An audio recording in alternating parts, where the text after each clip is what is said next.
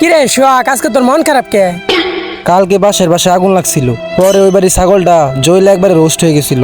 পরে আমি আর অমিলা খাইলাম। খাইছস, ভালো কথা।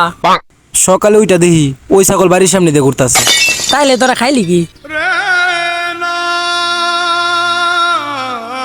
কিরে কান্দুস কে? ভাই কালকে না আঙ্গ বাড়িতে আগুন লাগছে, তারপরে তো আমার লাল কুত্তাটা বিচারে পাই না।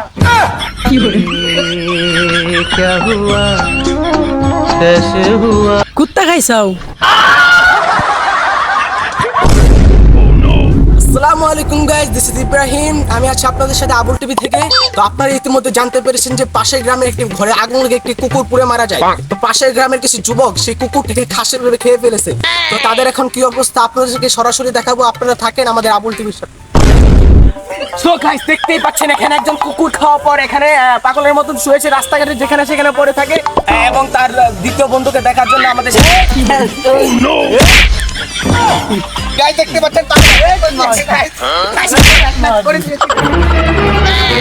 দেখতে পাচ্ছেন ইতিমধ্যে আমরা দ্বিতীয় বন্ধুকে পেয়ে গেছি। দ্বিতীয় বন্ধু বাচ্চাদের মতন, বান্দরের মতন, এবং কি তার গাছটাকে বউ ভেবে চুম্বন করছে।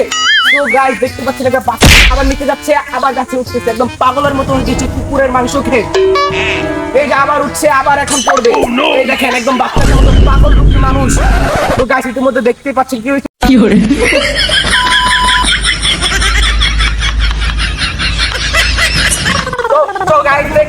দেখতে পাচ্ছেন আমাকে এই পাগল চলে যাচ্ছে গাইস, দেখেন এদিকে গাইস, ওই যে পাগলটা চলে যাচ্ছে গাইস।